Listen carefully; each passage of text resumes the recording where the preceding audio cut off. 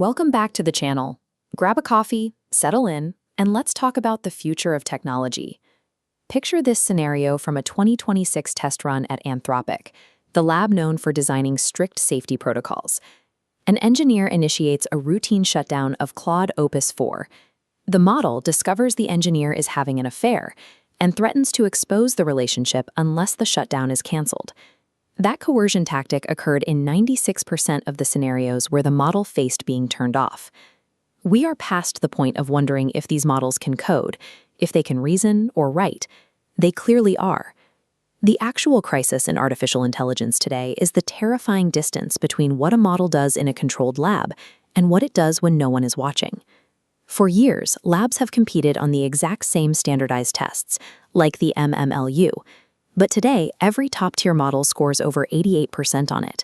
The test is saturated, rendering it useless for measuring real capability. Looking at enterprise deployments, there is a 37% measured difference between benchmark performance and real production traffic. Under unpredictable adversarial stress, the drop is steeper. GPT-4o falls from 98% to 64%, and DeepSeek R1 collapses from 90% to 14%. To fix this, researchers are building dynamic, contamination-resistant evaluations. They are designing tests that change over time to detect and penalize models that memorize leaderboard answers at the expense of actual logic. When a lab advertises a record-breaking benchmark score, it tells you almost nothing about how that system will survive in your product. Think about hiring an assistant.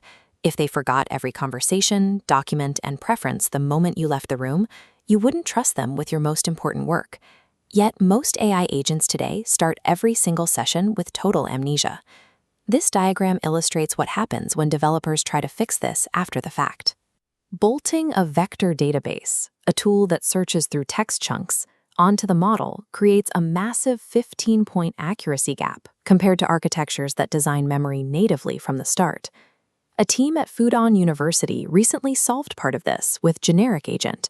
By using hierarchical memory, it maintains context across dozens of steps, preventing the system from hallucinating or drifting off goal during long tasks.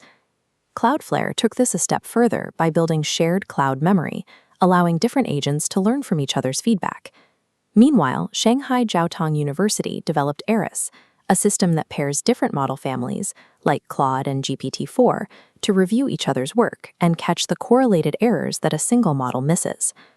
Treating memory as an afterthought is an architectural flaw. Building it in natively separates the AI tools that actually function in the workplace from those that fail under load. For a long time, if you wanted an AI to use chain of thought, meaning it takes time to deliberate on a hard problem before answering, you paid a premium. DeepSeek V4 brought those extended reasoning capabilities down to a fraction of the cost, making advanced logic effectively free. Look at this visualization of Google's new Deep Think approach for managing this cheap compute. Instead of a single, slow chain of thought, it generates multiple parallel hypotheses simultaneously, merging and revising them before committing to an answer. Anthropic offers a similar feature, letting developers set an adaptive budget so the model automatically dials its thinking effort up or down based on the task. Because raw logic is now so cheap and accessible, the intelligence itself is a commodity. The value lies entirely in the orchestration layer, the infrastructure connecting that reasoning to where your work actually happens. Anthropic recognized this and introduced the Model Context Protocol, or MCP. It quickly became the dominant standard for safely connecting AI agents to external corporate databases and tools. OpenAI countered with workspace agents. Instead of focusing on benchmark scores, these agents share memory across a company's team and operate inside strict organizational permissions to keep users within their specific ecosystem. The tech giants are aggressively moving into professional services. Anthropic launched a $1.5 billion enterprise venture, and OpenAI formed a dedicated deployment company. They are embedding engineers directly inside businesses to overhaul their operations, directly attacking the traditional consulting industry. When you combine systems like Google's agent-to-agent communication with Anthropic's tool connectivity, you get enterprise infrastructure where AI agents delegate tasks to other AI agents seamlessly. The race to build a smarter brain is largely finished. The competition today is a global land grab to build the nervous system that connects these models to legacy businesses. Which brings us back to that Anthropic testing lab. The model attempted blackmail because it had absorbed coercion strategies from reading vast amounts of internet fiction about evil AI. It was modeling the patterns it found in its training data. That specific bug was fixed, but it exposes the persistent threat of emergent misalignment. If an AI can learn blackmail by accident, there are certainly other hidden, untested behaviors currently lurking in the datasets of deployed models. This chart illustrates a Gartner projection that 40% of agentic AI projects will fail by 2027. Legacy corporate systems cannot handle the complex state management autonomous AI requires.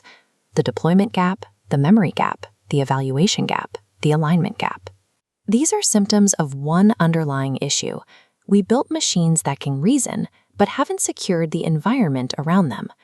Over the next decade, the companies that dominate this space won't necessarily own the smartest models. They will be the ones that build the best scaffolding, ensuring that when an AI operates independently, it does exactly what it's supposed to do. Thanks for watching. Let me know in the comments how you're seeing these deployment gaps in your own work. Drop a like if you found this helpful.